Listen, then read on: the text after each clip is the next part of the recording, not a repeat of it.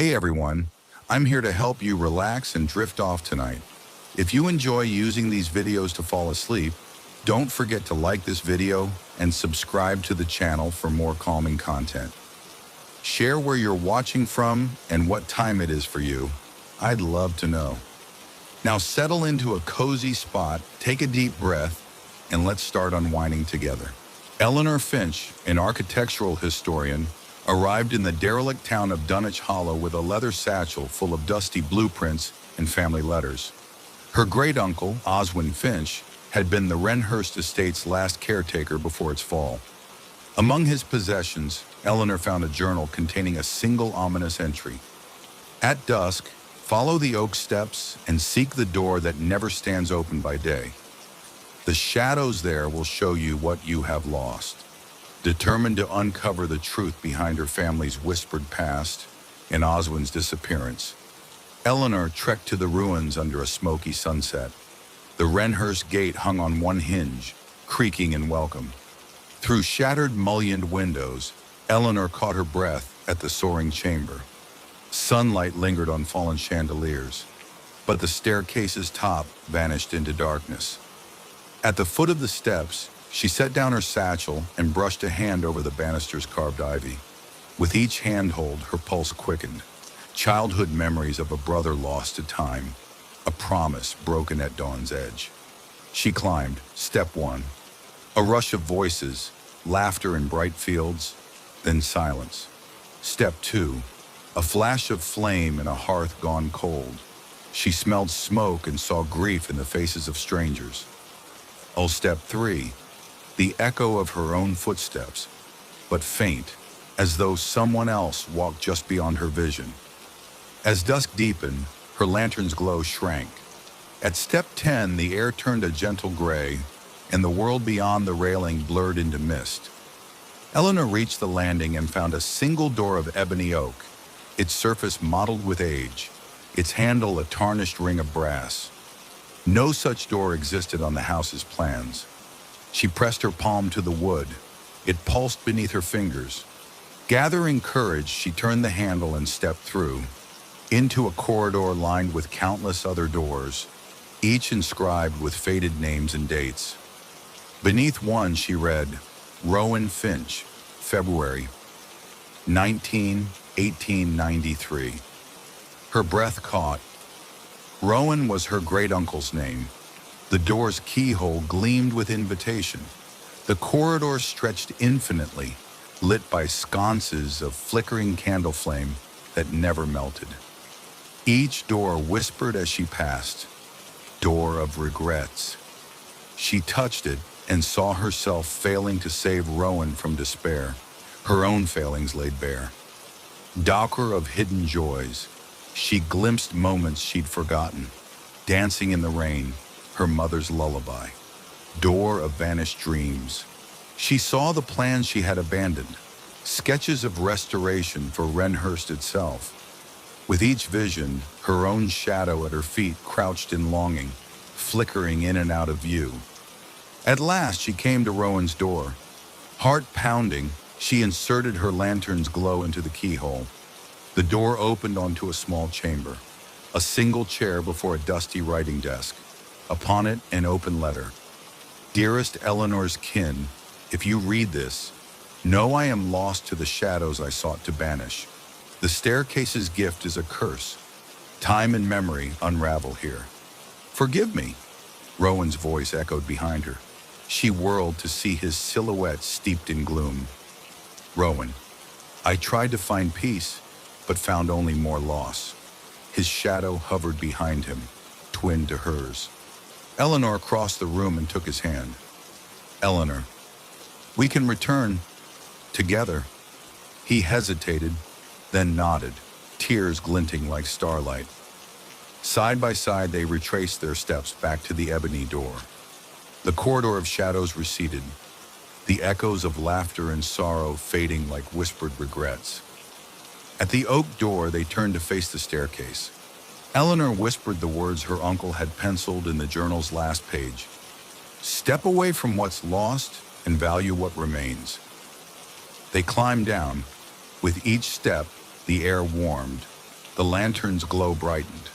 At the final step, Rowan hesitated and then crossed the threshold into the hall's last rays of sunset. At dawn, Eleanor and Rowan emerged from the ruins, hand in hand. The staircase's entrance was overgrown, as if it had never existed. They turned back to see crumbling stone where once fine carving stood. Eleanor carried the journal and Rowan's letter in her satchel. Together they returned to Rook's End, forging a new life, one honoring both memory and the promise of tomorrow. And late at night, beneath a softly glowing moon, Eleanor swore she heard distant echoes of footsteps, each a reminder that some stairs may lead to shadows, but only if you let your heart forget the light of home. Thus ends the tale of the staircase of fading light, a path not to be feared, but to be remembered, and of the souls who found their way back through the shadows they once forgot. Aurelia first heard of Blackthorn Manor in the Grand Archive of Lysander University, a footnote in a treatise on temporal anomalies. When she requested more, the archivist slipped her a folded parchment. Enter by moonlight. Words of the Blackthorn Codex shall open the doors. Seek the chamber of midnight, but touch nothing hastily, lest you become part of the stillness. That night, Aurelia departed under a new moon, her lantern's flame wrapped in silver runes of warding. The carriage's path wound through fog-choked pines until Raven's Rest appeared, a grim silhouette crowned with frosted turrets. The gates creaked open as though by unseen hands, and the wind carried a hush that rattled her soul. Inside the manor, candles perched in sconces along the corridor, frozen mid-drip, their flames locked as tiny discs of gold. Clocks on the walls were stopped at 3 minutes to midnight. Aurelia's footsteps echoed endlessly, the marble floor yielding no dust, no echo of time's passage. Following the Codex instructions, she spoke each syllable beneath her breath. Tempus stetit in alis umbrae. A distant chime, first one toll, then none more, resounded through the halls, though no bell could be found. The corridor doors opened themselves, revealing rooms lost to neglect yet unmarred by age. In the library, volumes lay open, pages unruffled, as though waiting for a reader who would never turn the page. Aurelia found her way to the grand ballroom, where a massive portrait hung above a frozen hearth. Mortimer Blackthorn, pale and intense, eyes alight with conviction. Beneath was engraved, "To command the currents of the world, one must still the current of time." At her approach, the candles along the walls wavered for a heartbeat, then resumed their fixed glow. Aurelia traced the alchemist's gaze and realized his eyes followed her, a trick of paint. She stepped closer, and the painting's surface rippled like ice upon water, revealing shelves of glass vials hidden behind the canvas. Inside each vial lay droplets of molten silver, samples of time's essence, Mortimer's greatest discovery. A sudden chill seized Aurelia's heart. If this stillness was powered by those vials, what price had Mortimer paid? Guided by the Codex's final entry, Aurelia descended a spiral staircase to the manor's crypt, a circular chamber lit by a single moonstone set in the dome ceiling. In its center stood Mortimer's chronostone, a black monolith carved with runes pulsing in pale blue. Around it lay the shattered remnants of hourglasses, stopped mid-fall. Aurelia raised her lantern to the chronostone. By Mortimer's right, at the toll of the final hour, time was cast aside. By my will, I restore its flow. She spoke the reversal incantation. The monolith's runes thundered. Tempus reddit in motu cordis. For a moment, the chamber shook. The shattered sands of the hourglasses lifted into the air and began to fall once more. The chronostone glowed fiercely and then crackled, splitting along a glowing fissure. Time surged back through the halls. Candles flickered and burned down an inch. Clocks' hands jerked forward. Dust motes drifted into shafts of moonlight. Aurelia's breath exhaled in visible puffs that faded. Aurelia emerged into the grand foyer just as the first gray light of dawn touched Raven's Rest towers. The iron gates, once open, now resisted until her strength compelled them.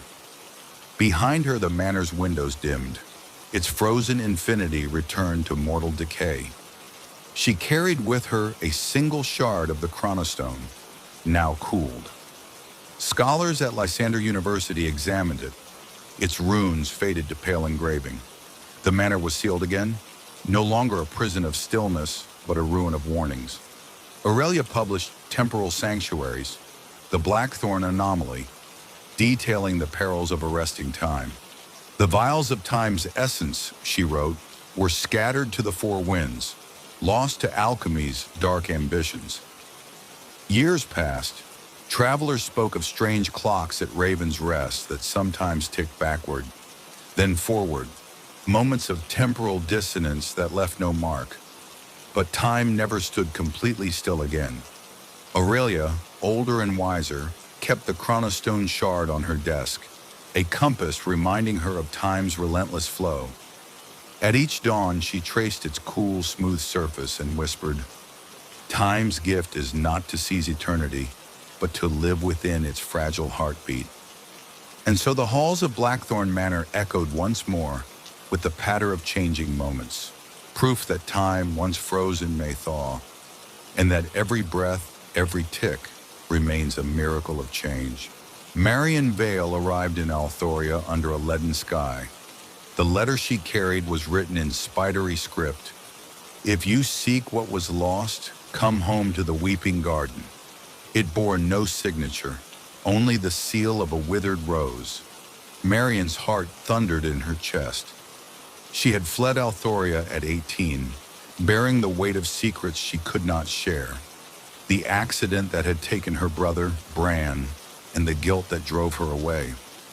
Now, 10 years later, a single line summoned her back, a promise of healing or of eternal grief. At the rusted gate, she paused. Beyond lay the garden walls, pierced by arching trellises and blanketed with bramble. She pushed open the gate, its hinges rasped in welcome or in warning. Marion's first steps into the garden were tentative. The air was thick with the scent of damp earth and something more, like salt from long-forgotten tears. She carried a lantern, its glow pooling on the path of cracked flagstones. At the garden's heart stood a marble fountain, dry and cracked.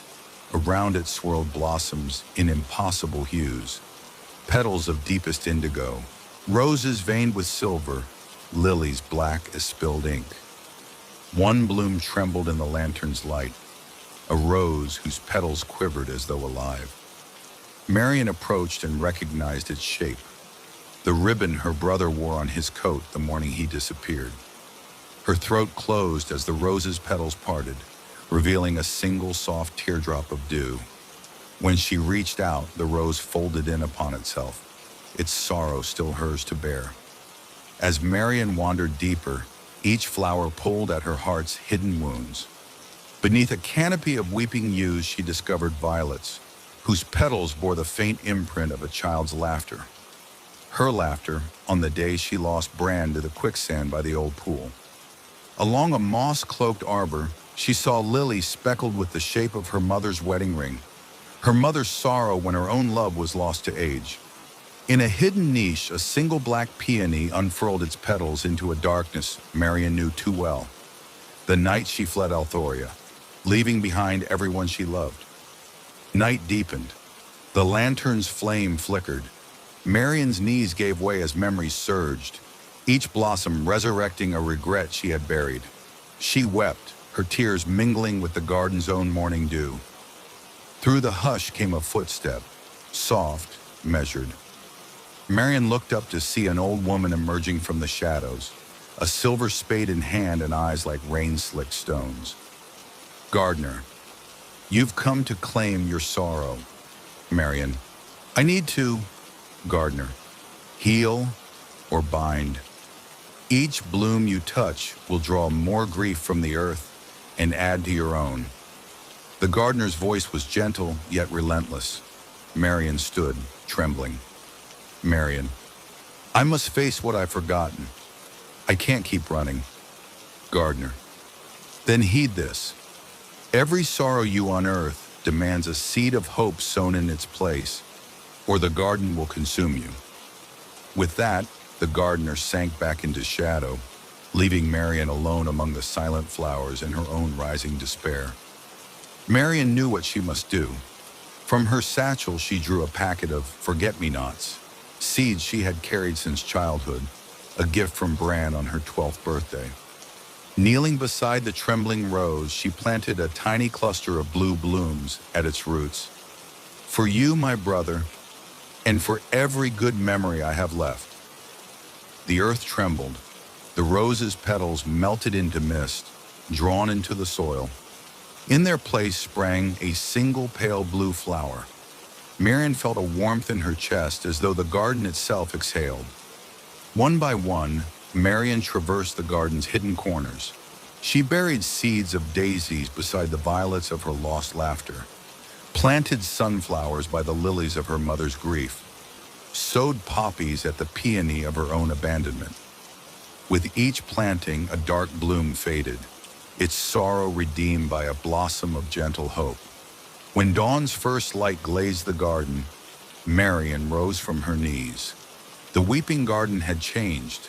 Hitherto, dark petals yielded to cheerful blooms. Shading ivy lent its softest emerald to paths once brittle with frost. The fountain now gurgled with clear water, its basin ringed with forget-me-nots and daisies dancing in the breeze. The gates, once rusted shut, swung open on silent hinges. Through them, Marian saw the world beyond. The hills of Alderhelm glimmered in morning sun. The sky was wide and untamed. In her heart, she felt both sorrow and solace, her memories balanced by the hope she had planted. Marian returned to Rooksport bearing handfuls of seeds. She taught the townsfolk to tend gardens of their own, where every sorrow could be laid to rest beneath new blooms of promise.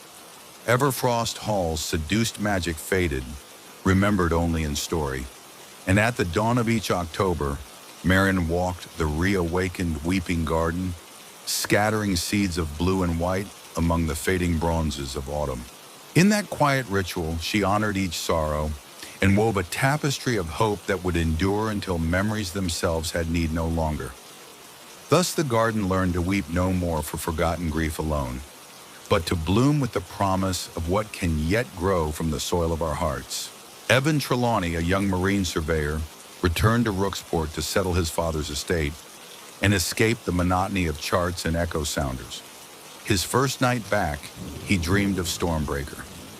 In sleep, he stood upon its heaving deck, rain lashing his face, salt in his eyes as skeletal hands emerged from the rigging to beckon.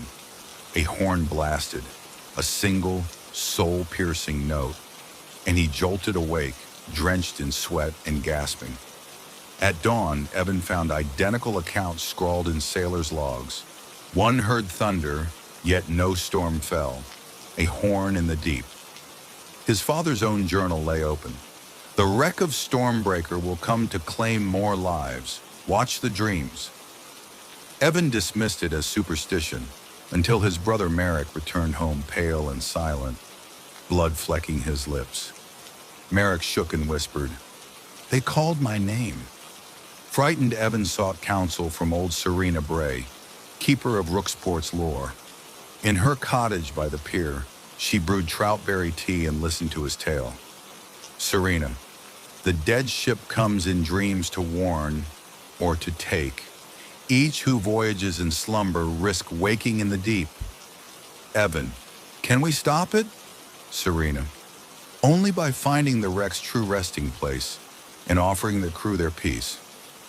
That night, Evan and Merrick convened with others, a fisherman who dreamed of nets filled with drowned faces, a lighthouse keeper haunted by phantom lanterns, and a child's nurse who awoke to storm-ridden cradles.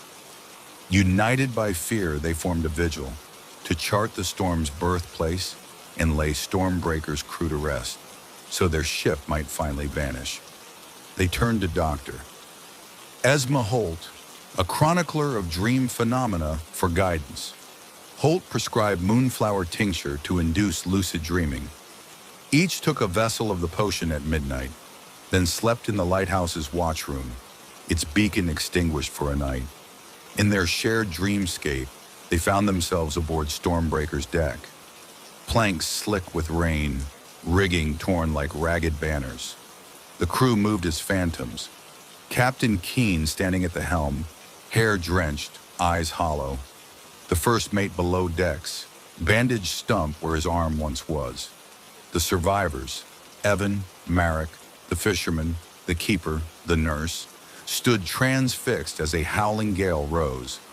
Then the horn sounded, shattering the storm's roar, a single note that reverberated through every bone. The crew looked toward them, mouths opening in silent entreaty. Phantom Keen, find our bell. Beneath the reef, a silver bell shimmered in the foaming waters off the stern. Evan dove overboard, and the others followed through the storm-swept sea. In the dream's depths, the ship's hull lay broken on a reef of black coral. Each of the vigil's members found a helmet of barnacled brass and explored the wreck. Ghostly currents swept through the shattered cabins. Spectral lanterns flickered in the once glory of the captain's quarters. There, upon a broken bell rope stand, lay the ship's bell, engraved Stormbreaker. Fortune favored the bold. Evan grasped the bell and rang it. Its tone was not metal but crystal, each chime a lament. The ghost crew gathered around, tears of salt water streaming from empty sockets. The bell halted its ringing and shattered into silver mist. Phantom Keen, smiling, you have broken our chains, now rest. A hush fell, and the deep current carried each phantom toward the surface, their forms dissolving in moonlight. At sunrise, Evan awoke in the lighthouse room, Marek and the others stirring beside him. Each bore tears of revelation. The nightmares had ended, no screaming horns, no beckoning hands. Rooksport's children slept soundly. The fishermen's nets came ashore full of fish. The lighthouse keeper saw no phantom lanterns, and the nurse heard no stirrings in cradles. Evan returned to the shore at low tide, where he found an intact ship's bell washed upon the rocks. He took it to the pier and rang it once, as salute to the brave souls who perished. Rooksport erected Stormbreaker's bell above the New Harbor lighthouse. Each day at noon, the bell tolled 12 times, once for every member of her crew. The waves whispered in gentle accord. Travelers once afraid of jagged coasts now paused to hear the bell's clear tone, carrying it out across the sea, a message that no soul once lost need drift forever in the tides of fear. And on moonless nights, if you listen from the pier, you may still hear the faintest horn note on the breeze. But now it sings of peace rather than peril, guiding Rooksport's dreams far from the wreck's lonely deep. Lysandra Vale came to Everfrost Hall on a moonless night, her cloak soaked in sleet. A scholar of elemental magic, she carried a battered tome and a silver lantern. Her homeland lay dying beneath relentless drought. Only the waters of the hidden vale, rumored to flow in the mirror's world, could revive her parched lands. At the great door, Garrick greeted her by torchlight. Garrick, you step into the cold heart of borrowed magic, scholar. Why risk your life for a legend? Lysandra, my people starve without water. Legends vanish without hope. I must see what lies beyond. He steeled his gaze but led her inside, where servants lowered heavy drapes to seal out wind and snow. They descended through echoing corridors into a high-ceilinged chamber, its walls lined with frozen tapestries and crystal sconces. At the far end stood the Mirror of Everfrost, set in a frame of frost silver, carved with runes that pulse like heartbeat under torchlight. Garrick warned her, once you peer through, the unseen world peers back. Many have lost more than they sought, but Lysandra's courage held firmer than his caution. She lit her lantern, stepped before the mirror, and traced a finger across its silvered glass. In the reflection, the hall's candles winked out, and another world shimmered into view. Beyond the glass lay a frozen forest of crystal trees, beneath a sky awash with emerald auroras. In its heart flowed the waters of the hidden vale, rivers of liquid moonlight, their banks alive with glacial flowers that bloomed only in dreams. Lysandra gasped, clutching the mirror's edge.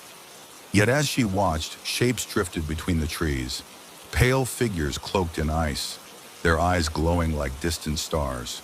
They raised translucent arms in requiem or beckoning. It was impossible to tell. Lysandra shivered. These spirits were neither hostile nor welcoming, but utterly alien. Lysandra, softly, I must go there. I must bring back the waters. Garrick laid a hand on her shoulder. If you cross, you may never return. Determined, Lysandra donned her winter cloak and took a deep breath. She pressed her lantern against the mirror's surface. The glass rippled like a pond in wind, and then gave way to her touch. She stepped forward into icy air. Behind her, the mirror's surface shimmered shut, fading from sight. Garrick knocked in desperation, but only empty frame met his palm. Lysandra found herself on a riverbank of moonlight. The air sang with frozen silence. She dipped her lantern into the waters, watching it swirl with liquid radiance. Above, the auroras danced, but to gather the waters, she needed vessels, and the hidden vale's spirits held dominion here. As she moved along the river, the spirits trailed behind, their forms flickering among crystalline trunks. One reached for her lantern. Its touch nearly froze the flame. Lysandra fled deeper into the forest, where she found a hollow of frost glass mushrooms. She recalled an herb from her tome, frozen nightshade, whose frost removes spirit glue. She crushed its petals and cast them in front of her. A vapor rose, and the spirits recoiled. At the river's source, as she filled her flask with moonlit water, her heart surged with hope until the earth trembled. A great crystal bear, its eyes pools of starlight, emerged from the grove. It watched her with solemn intelligence, then roared, shaking the air. Lysandra brandished her staff, but the bear's roar spoke not rage, but sorrow. She realized it was the guardian of the vale, bound to protect its glacial life from mortal exploitation. She lowered her staff and spoke with her heart. Lysandra, I seek to save my people. Without this water, they will die. The bear's roar softened into a low growl, and it rose on hind legs, towering over her. In its eyes, Lysandra saw memories, fields parched, children's lips cracked, mothers weeping. She laid her flask at the bear's feet and collapsed to her knees, pouring out words of plea and promise. Lysandra, I vow to share this water with respect, so that none may drain the vale to ruin. The bear bowed its head and pressed its paw gently into the ground. The earth rumbled again, and the spirits gathered, forming a circle of silent approval. Lysandra filled her second flask. Clutching both flasks, Lysandra retraced her steps to the spot where she entered. The hidden vale's spirits lined the path, guiding her. The bear walked beside her until the mirror portal shimmered. Its edge rippled silver. She stepped through, emerging back in the mirror room. Garrick rushed forward, eyes wide with relief. Garrick, you've returned. She presented the flasks. The moonlit water glowed faintly in the torchlight. Lysandra, I have the waters of the hidden vale, but we must use them sparingly in gratitude. Lysandra returned to her parched homeland, and with Garrick's aid shared the moonlight waters across the fields at dawn. Crops revived, wells flowed afresh, and the veil between mortal realm and hidden vale closed behind her tears of thanks. Back in Everfrost Hall, the mirror of Everfrost was draped in velvet, a door now sealed, its magic honored but not abused. Garrick and Lysandra inscribed their tale in the ancient folio, warning future seekers, seek not the unseen for greed, but for compassion, lest the hidden become your prison. And when the auroras shimmered beyond the northern skies, villagers paused in wonder, remembering that somewhere beyond silvered glass, a living world of frost and spirit still waits, revealed only to the brave at heart and the true of purpose. Dean Wynn was found in his private salon, crumpled beside a music stand. In his hand lay a bow, the mortifera's case open and empty. His face, pale as winter, bore a final, anguished expression. Word spread that his last words were, "I heard it, the final note." Professor Celeste Adler, head of the musicology department, fumed at the rumors. She alone believed the violin's curse. She retrieved the folio from the vault and called upon Luca Martel, a virtuoso with a reputation for chasing legends. Together they vowed to uncover the truth behind the mortifera and to face its terrible power. Luca arrived at the conservatory on a storm-lashed evening, violin case in hand. Celeste met him in the dimly lit foyer, the folio under her arm.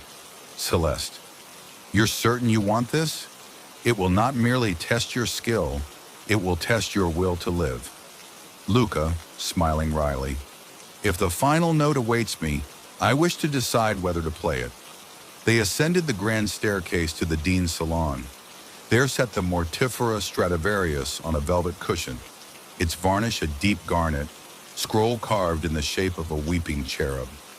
Luca lifted the instrument reverently. The storm's thunder rattled the windows. That night in the empty concert hall, Luca drew the bow across the mortifera's strings. At first, the tone was ineffably beautiful, a resonance rich with grief and longing. Then beneath the sweetness, something darker emerged, a sub-frequency that prickled the skin, bending the air with invisible weight. Luca felt a pressure in his chest, memories of his mother's funeral, the hollow ache of loss. He faltered. The final note teased him, an unresolved dissonance hanging in the hush. Celeste watched from the back row, heart pounding. She saw the lights flicker, the tuning fork hum mysteriously. Luca drew the bow again. The chord deepened, swirling like a vortex of sound. Then he stopped, breath ragged. "Luca, I felt a presence. It was not mine." Over the next fortnight, Celeste and Luca pored over the folio's cryptic inscriptions. "He who plays the mortifera's final note shall end the breath that binds his soul to world. Yet only he may choose to cut the cord or bear its song until the end of time." They discovered references to earlier virtuosos, 3 men across 2 centuries, each driven mad or found lifeless after attempting the final note. The violin passed like a torch of doom, awaiting its next victim. Luca, haunted by dreams of spectral figures, pressing mournful hands upon him, resolved to master the instrument, then decide whether to unleash its full power. On the eve of the winter solstice, Luca and Celeste returned to the silent hall. Candles glowed in candelabra, snow drifted against stained glass windows. The mortifera lay waiting. Luca tuned each string to secret frequencies Celeste uncovered. A tonal scale meant to guide the player through loss, acceptance, and final renunciation. When the last string settled, Luca drew the bow in a single, fluid motion. The notes emerged in a seamless arc.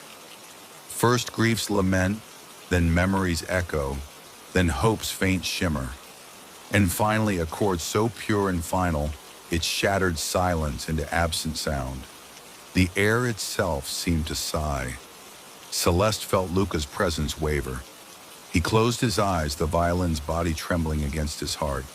The final note pressed behind her ribs, a telegraph of mortality. She feared he would collapse, but Luca held steady. As the chord faded, he exhaled deeply and opened his eyes with a calmer light. "Luca, I heard it, the final note, my life's end in a breath, but I refuse to play it again." He set down the mortifera. The instrument's varnish dulled, its strings slackened, as though its purpose had been fulfilled. In the weeks that followed, Luca reclaimed his vitality. Celeste found her nights untroubled by the violin's lament. The mortifera lay silent, its case locked beneath the Dean's stone foundations. The folio's last page, blank before, now bore Luca's inscription: "I chose to end the final note and live, though death's song waited at each breath." The tale of the mortifera became legend, an allegory of choice and acceptance among the conservatory's halls. Students whispered of Luca's feat, and the violin's power faded into myth. Years later, Celeste retired amid accolades. On her final night in the old concert hall, she ascended the stage alone and tapped the mortifera's case. In her mind, she heard the final note, a memory no ear but her own could bear. She smiled, knowing that some strings, once silenced, never need play again. And in the stillness, beneath the vaulted ceiling, the hall's hush held one secret truth: the final note of life need not be heard for life's music to continue. One autumn morning, a carriage rattled up the hill from the North Road, long disused save by errant rabbits and wandering sheep herders. From it stepped Mara Bell, a cartographer bent on mapping every lonely road in the realm. She carried grids, compasses, and ink-stained parchments. At the gate, she found a crowd of curious watchers. The brass plate above the arch read simply, "Haven's Gate, beyond lies only the unknown." Mara presented her credentials. The gatekeeper, an elderly man named Holland Wake, took her parchments, frowned, and returned them unopened. "Holland, best leave your charts here, miss. No need for maps you can't follow home." Mara shrugged, determined. She entered the town with her maps intact, unaware she had passed the threshold at dawn. Safe for now. For days, Mara explored Haven's Gate. She walked the rose-arched lane, noted the painter's shuttered studio, crossed the river by twin bridges. Each evening, she returned to the inn, poring over her maps. She marked routes outward: the North Hill Road, the Eastern Ford, the Southern Holloway. On the third dusk, she drew her quill across the fold where the hill road should continue. But at night she ventured forth and found only mist and tangled bracken. Back at dawn, her map showed the line gone, the road erased as though it never was. She retraced her steps and found herself once more before the inn, and no closer to escape. Mara gathered the townspeople in the square. She spoke of her lost roads. They nodded gravely. Old Hester the miller.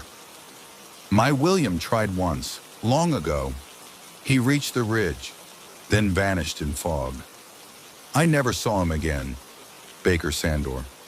"My father rode east to seek fortune. He never returned, but sometimes I hear hoofbeats at midnight." A hush fell. Mara realized this was no accident, but a law woven into the land. The folks told of those who learned to live within walls of mist, raising families, closing businesses, dying with the dawn as their only witness. Mara delved into the archives in the town hall's basement. Among brittle ledgers and fading scrolls, she found a 412-year-old charter. Let it be known that Lord Alistair Verdane, in sealing the Vale's peace against marauders, bound the lands with a ward. No foot shall pass beyond this gate after sunset, nor any light venture beyond its glow. She discovered entries from successive keepers, rituals to renew the ward, offerings of grain, pageants in the square, to ensure the boundary endured. Yet no record explained how to remove it. Determined, Mara scoured the Lord's old manor on the hill. There she found a hidden chamber beneath the hearth, and in its heart, a stone plinth carved with runes identical to those on the gate. Below the runes, etched shallowly, a single phrase: "Only the farthest heart may pierce the veil." That night, Mara shared her discovery with Holland Wake and a handful of townsfolk: Aldrich the blacksmith, Saris the healer, and young Tilly, whose mother had vanished. They resolved to test the runes at dusk. At the hilltop manor, they lit lanterns and recited the runes. Silver fire danced in the hearthstone, and the plinth's runes glowed. The gate in the valley trembled. Fog rolled from the arch like pale breath. Mara stepped forward, heart heavy with resolve. She loved the people of Haven's Gate but could not remain imprisoned. She touched the gate's stone with her palm and spoke her truth. My heart seeks the road beyond, not for riches, but to learn and to return with knowledge for you all. The gate's runes pulsed, and for a moment the massed fog split, revealing a narrow stretch of road, lit by the lantern, icy by the moon. Mara hesitated. For 30 days and nights, she had grown to love Haven's Gate, its laughter, its crafts, its shared burdens. She turned to Aldrich, whose massive form loomed in lantern light. Aldrich, go, Mara. Bring back what you find. We'll keep the homeward path open with your word. She offered Saris a tear-stained smile. Tilly pressed a ribbon into her hand. Then with a wave, Mara stepped through the gate. The mist swallowed her lantern's glow, and she found herself on the ridge road under vast, star-laden sky. Below lay the valley in silver. Beyond, the world stretched endless. Months later, Mara returned, her pack brimming with maps of distant lands, her heart heavy with stories. She touched the gate by sunrise, spoke the runes in reverse. I return with knowledge for every hearth.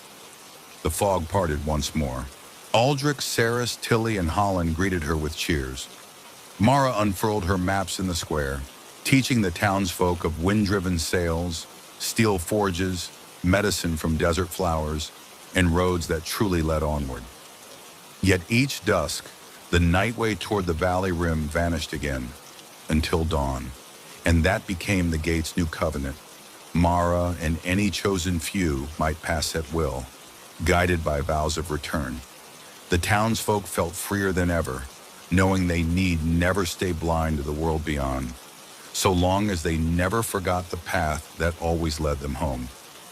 Thus did Haven's Gate remain, no longer a trap, but a promise carved in stone and heart, where no one could leave forever, and everyone could choose to return.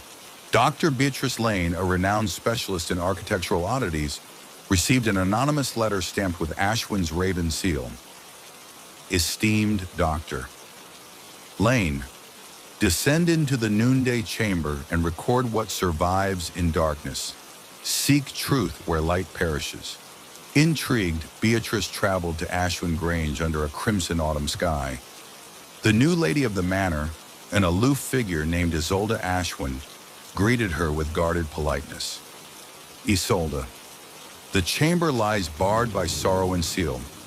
If you wish entry, find the moon's silver key.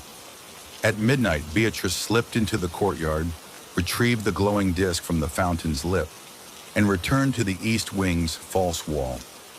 The panel swung inward with a hushed sigh, revealing a door carved with a raven's shadow. In the noonday chamber beyond, Beatrice stepped into absolute darkness.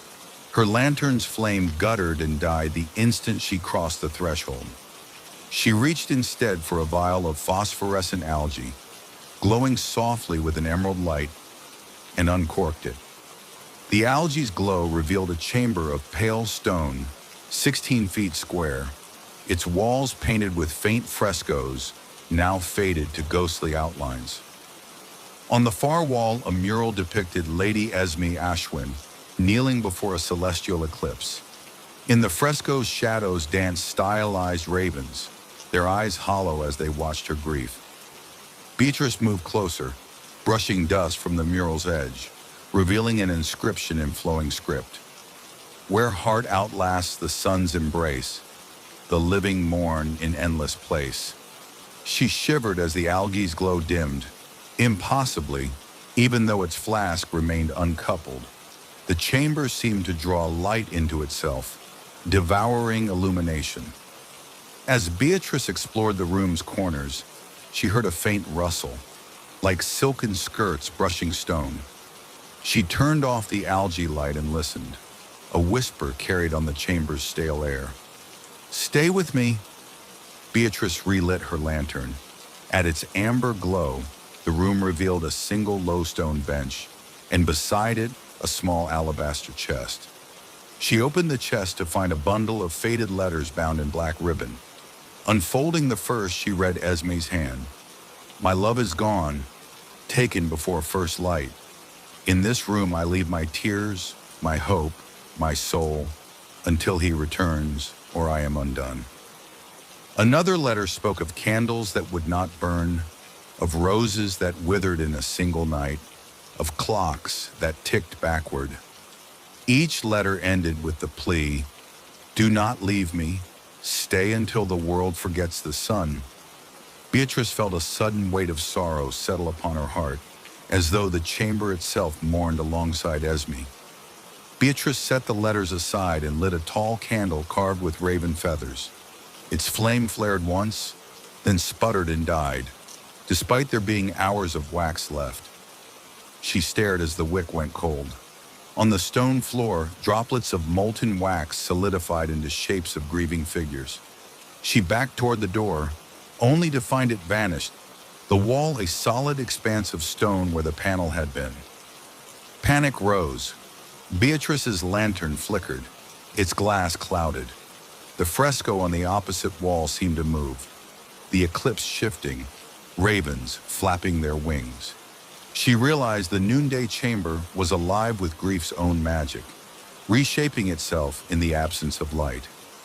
Desperate, Beatrice clasped Esme's letters to her chest and read aloud the final stanza of the mural's verse.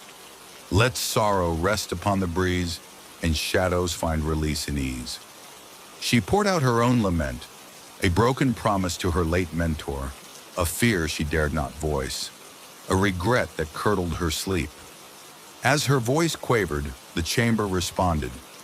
The false wall's seams glowed faintly, the candle's wick sparked and burned with steady flame, and the raven mural stilled. Beatrice whispered, I release you, Lady Esme. The alabaster chest ribbon unfurled and the letters lifted, swirling in a spiral of dust and ash, then settled in neat piles beside the bench. The mirrored door reappeared, echoing with a soft click as it opened to the moonlit corridor. Beatrice stepped out as dawn's first light brushed Ashwin Grange's battlements. She carried the letters in the blank slate of a learned heart. In Isolde's study, she laid out Esme's writings and her own journal. Beatrice's journal, final entry. The noonday chamber devours light but thrives on sorrow. Only by voicing grief and offering release can one escape its embrace. Grief, once shared, becomes memory, no longer a trap, but a treasure. Isolde removed the raven-sealed disc from her desk and placed it on a silk pillow for safekeeping. Isolde, you have freed what was bound here. Let the chamber fall to dust and the estate wake today. Years later, the east wing of Ashwin Grange stood in gentle ruin, its windows cleared of moss and stone steps leading to empty skies. The noonday chamber's door lay broken upon the floor, sunbeams soft upon its threshold. Scholars visited, finding only faded fresco fragments and the alabaster chest cracked in two. Beatrice's journals remain the only guide to the chamber's magic. Townsfolk paused by the ruins each morning, memories in their hearts, and knew that sorrow need not endure in darkness. Light once allowed could reach even the deepest night. Thus the noonday chamber's tale endured, reminding all that grief once spoken can free us from the endless gloom, so that no room, however sunless, ever remains forever in shade. When Marina Cordeau took the curatorship of the Astral Gallery, she resolved to uncover the nocturne canvas's secrets. By day, she cataloged every crack in its frame, every flake of paint, and studied Vale's scrawled notes, half-legible verses on the living night and the breath of dreams. None hinted at the nightly transformation. On her first evening alone, Marina set up time-lapse cameras before the canvas and settled in the curator's office to watch. At 8 p.m., the painting glowed faintly under lamplight. By 10 p.m., its glassy waves had darkened to rich cobalt. Midnight found lanterns ablaze in the vessel's portholes. By 2 a.m., A lone figure stood at the bow, a spectral mariner she had never seen in daylight. Marina's breath caught when the figure raised a hand and beckoned. The time-lapse cameras captured every shift, but could not explain their magic. Curiosity seized Marina's heart. She combed the gallery's archives for Lysander Vale's missing journal. After weeks, she found a fragment in a dusty trunk. Tonight I paint not with pigment, but with dream fire. Each stroke summons the soul of the scene. Each dawn steals it away. Beware the mariner who stares beyond the horizon. The fragment ended abruptly, stained with salt and something darker. Marina realized Vale had willed the painting alive with nightly visions, yet had vanished before telling how to close the canvas's haunted portal. Marina recruited two allies, Theo Larson, a photographer drawn to the supernatural, and Sienna Cho, a conservationist skilled in unraveling old varnishes and binders. One moonless night, they gathered under blackout shades in the gallery. Sienna prepared a palette of solvents. Theo set lenses and infrared lamps. At dusk, they unveiled the nocturne canvas. Marina announced, "We aim to freeze the scene, to catch the living night in amber." They timed their approach to the painting's peak vividness at midnight. At 11:45 p.m., the three assembled before the painting. Sienna began applying a protective varnish over the surface, hoping to lock in its hues. Theo adjusted his cameras. Marina held her breath as the clock told 12. The painting shivered. Waves crested higher. The hull of the ship groaned, and the mariner's spectral form solidified, eyes bright with longing. As Sienna's brush touched the fresh varnish, the scene flickered, the mariner's gaze fixed on them. "Mariner," voice like wind through rigging. "Let me free." Marina's heart stuttered. The painting's frame glowed with pale moonlight.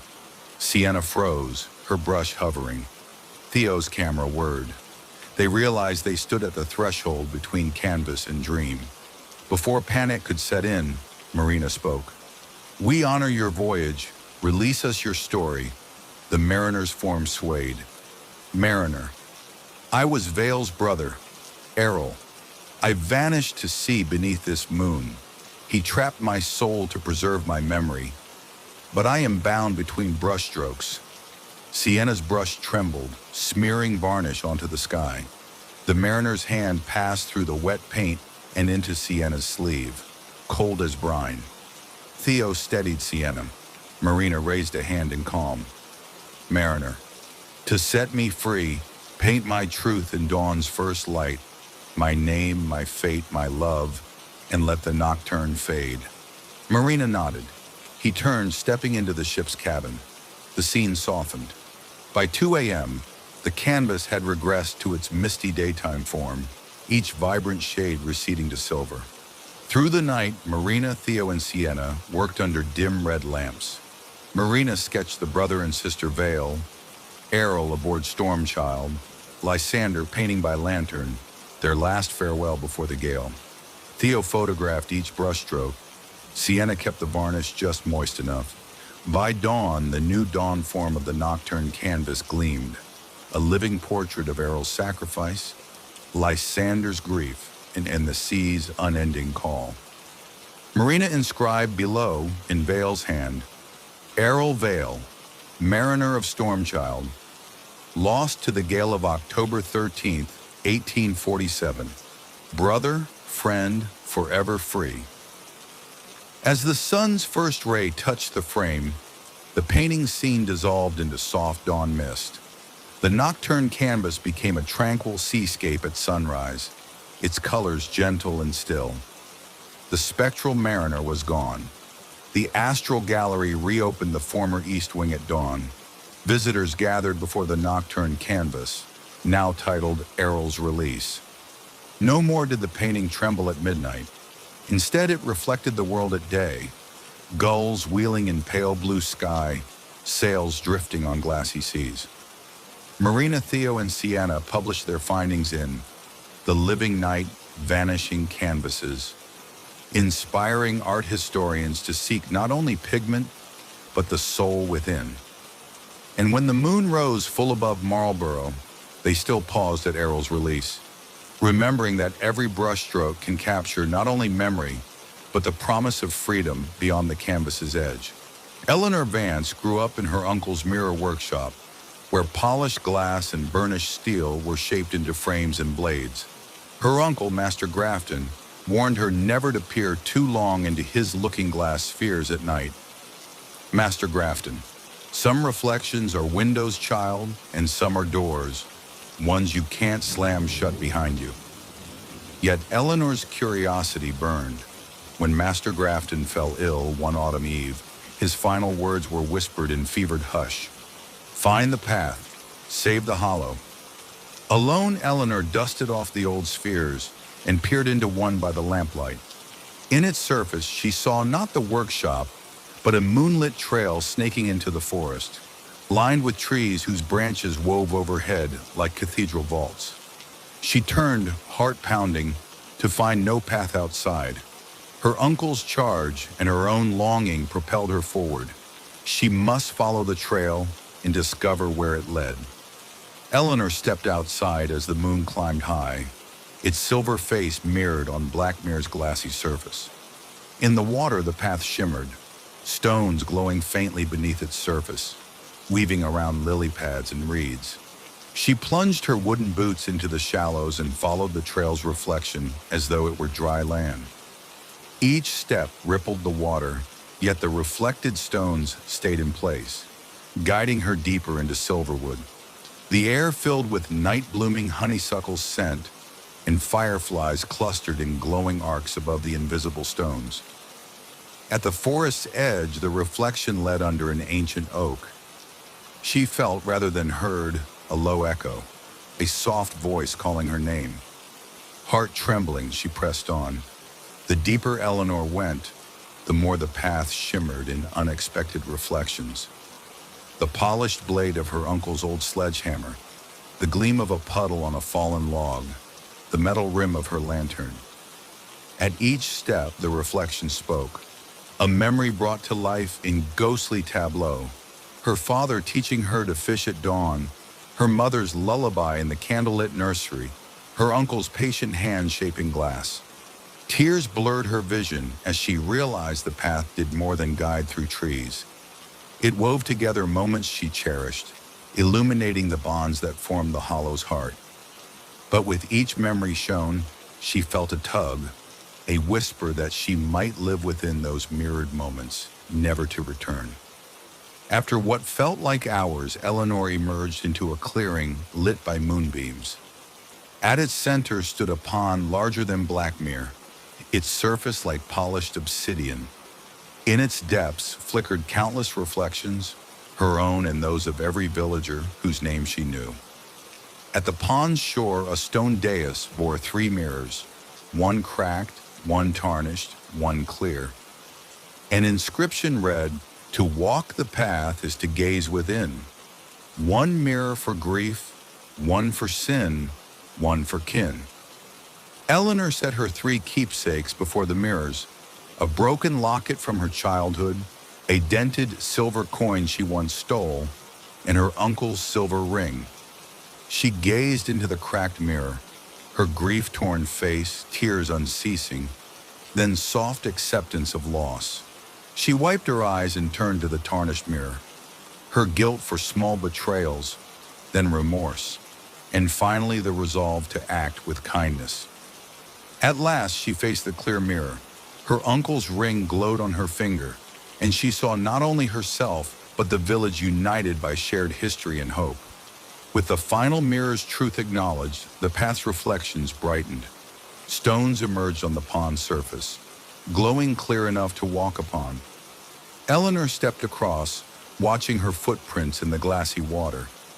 At the opposite shore lay a small shrine of driftwood and silver bark.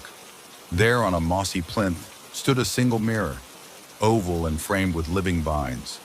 In its glass bloomed the reflection of Ravenswood, the mirror maker's workshop, her uncle's frail figure leaning on a cane.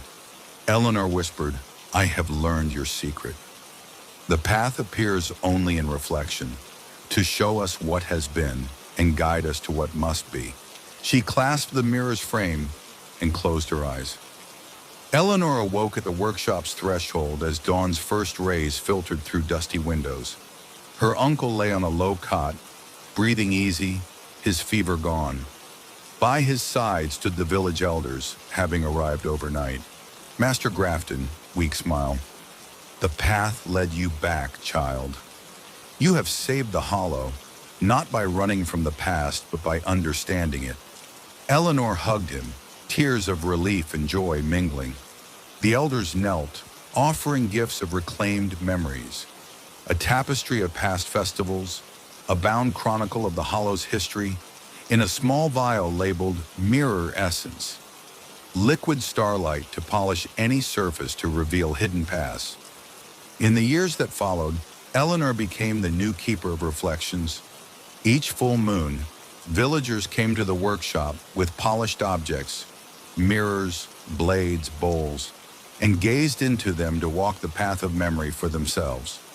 They returned with renewed purpose, mending old rifts, sharing untold stories, and forging deeper bonds. And on quiet nights when the moons aligned, the looking glass path shimmered once more on Black Mirror's surface. An invitation to those who know its secret, that sometimes only through reflection can we find the way forward.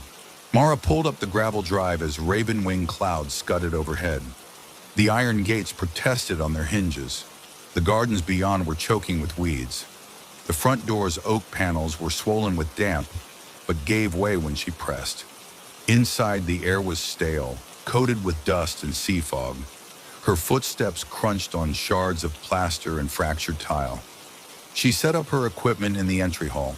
Digital recorders, decibel meters, contact mics taped to banisters. The house was silent, eerily so. No gull's cry, no wind's sigh.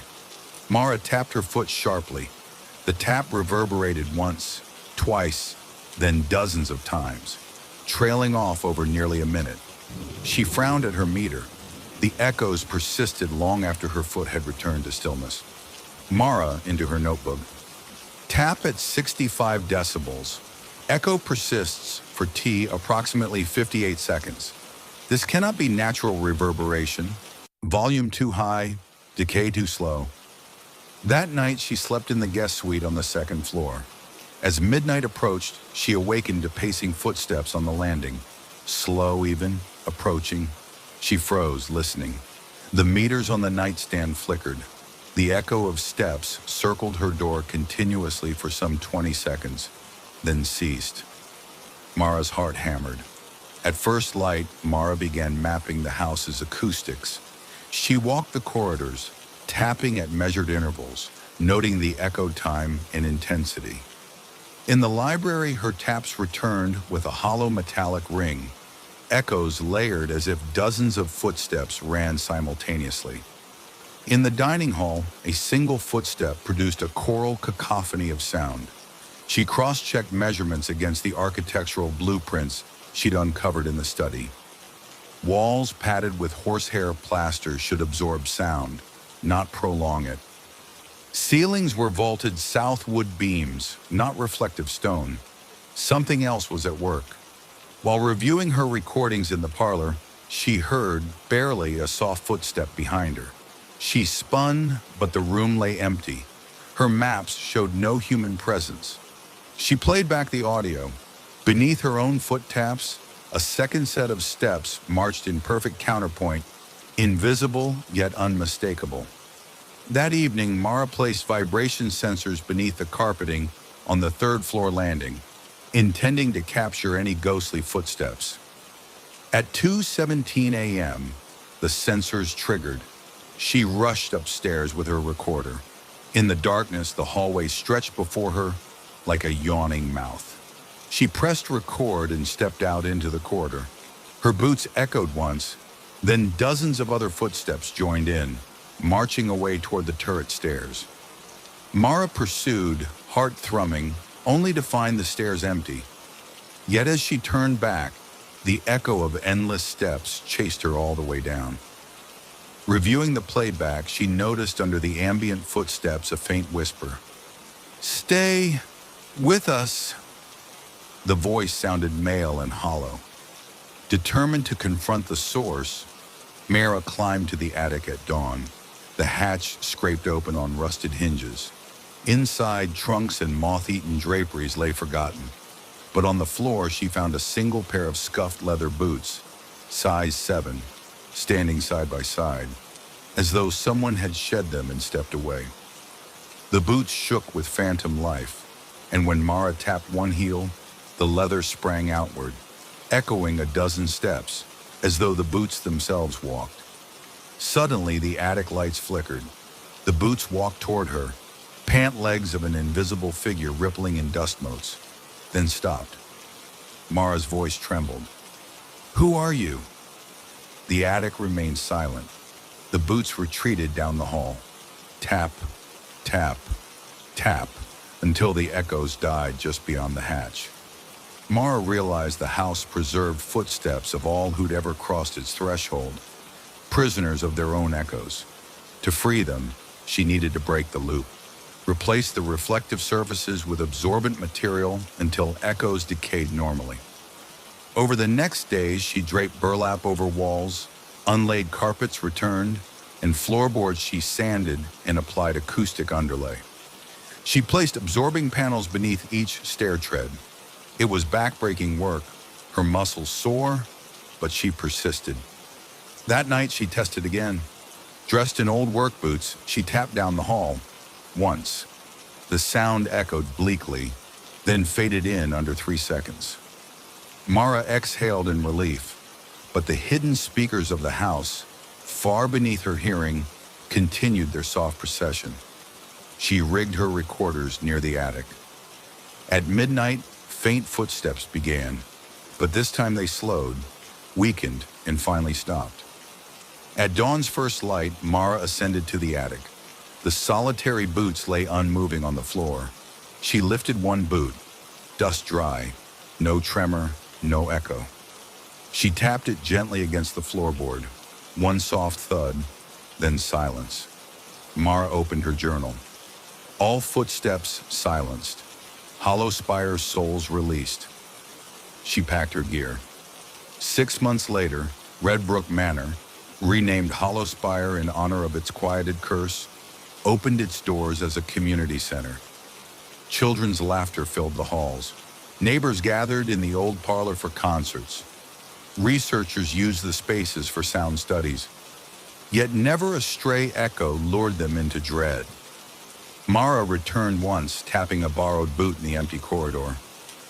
Its single click, the only sound, promptly absorbed by her acoustic dampers. Walking toward the front door, she left footprints in dust, temporary marks on polished stone, reminding her that every step, once freed from echo, truly fades into the moment. And on quiet nights, if one listened at Hollow Spire's threshold, the silence rang with peace, proof that some echoes must be laid to rest, and that a footstep once lost can finally find its peace and stillness. Dr. Lena Harrow, a climatologist studying extreme weather phenomena, arrived at Blackmore Vale in early December. The Vale's bone-white windswept land intrigued her, an isolated laboratory for rare atmospheric events. She rented a small cottage on the moor's edge, its hearth well stocked with peat, and set up sensors around the valley. Barometers, hygrometers, and thermal imagers. Villagers eyed her warily at the Rusty Oak Inn. Innkeeper Mavis. "You're far from home, miss. They say the frost fog's been heavier these past years." Lena, smiling.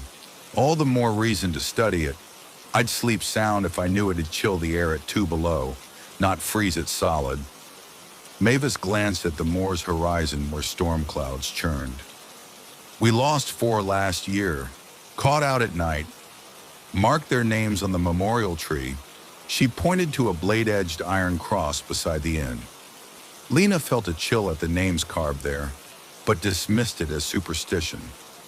On the 3rd night, at precisely 2:17 a.m., Lena's alarm bells rang, humidity spiked, temperature plummeted. She peered through her cottage window. A pale gray bank encroached on the peat, swallowing fence posts and lamplight. Grabbing her coat and thermal camera, she ventured outside. The frost fog's edge glistened with hung moisture that froze to her eyelashes. Lena raised the camera. The world beyond showed, nothing but featureless white. She held her breath, noting the temperature. Minus 12 degrees Celsius and still falling. Her pen froze to her notebook. As she turned to retreat, a flash on her camera caught movement behind her. A figure stumbling in the mist. Lena called out, "Lena, over here, this way!"